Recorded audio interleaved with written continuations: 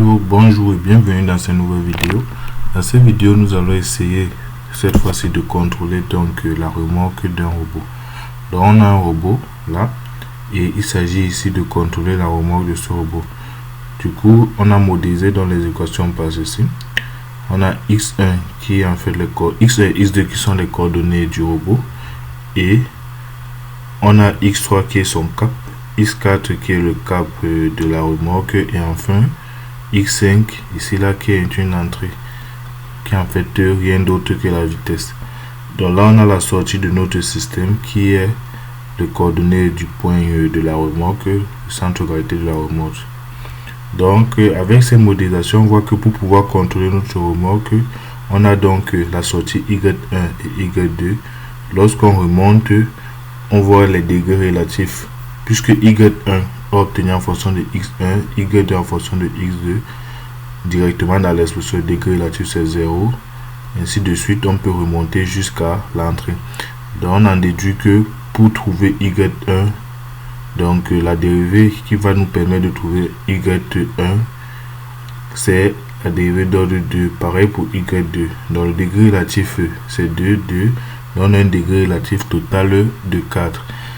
Degré relatif total de 4, et on voit que 4 est inférieur au nombre de variables d'état. Du coup, notre contrôle, c'est-à-dire notre commande, ne tiendra compte que de 4 variables et non de 5. Donc on aura une variable libre qui peut très vite créer des singularités dans notre système. Donc pour cela, donc, on va penser à une autre modélisation. Donc on rappelle que ça c'est le contrôleur qui est utilisé.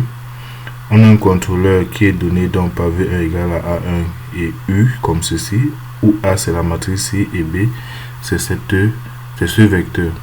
Donc voici le contrôleur qu'on a. Donc la question ici n'est pas de trouver le contrôleur, mais de permettre un contrôle qui va nous permettre de tenir compte de toutes les variables d'état.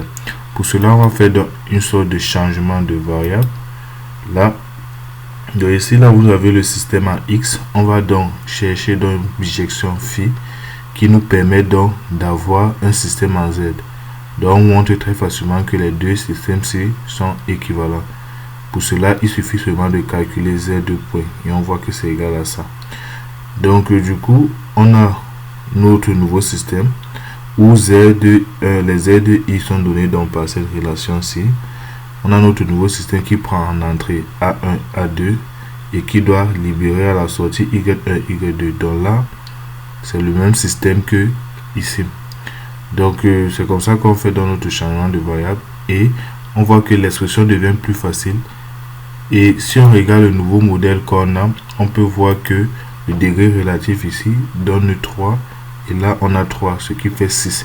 Du coup, notre contrôle permet de utiliser toutes les variables du système. Donc c'est un contrôle qui ne laisse aucune variable libre et on n'aura pas de singularité.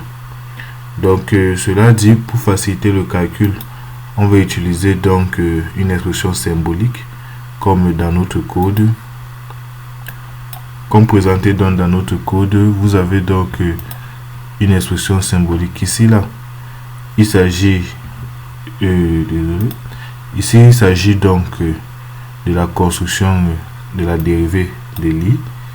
Donc et là on construit ρ et phi. Donc ρ et phi sont rien d'autre que en fait nos variables qui nous permettent donc de calculer Z2, et on a aussi bêta qui nous permet de faire le contrôle. Parlant de contrôle, on remarque que pour un placement de pôle donc en -1, on a donc l'erreur qui va vérifier ça. Cette fois-ci, c'est la variable Z qu'on utilise et non l'autre. Et on réussit donc à trouver donc A qui est notre entrée égale à bêta Z. Bêta étant construit donc par cette fonction de symbole. Donc lorsqu'on simule, donc on a notre véhicule là qui en fait suit donc un champ de vecteur. Ouais, ça suit le champ de vecteur et là ça suit exactement dans la remorque suit le champ de vecteur, peu importe donc la direction de celui du robot.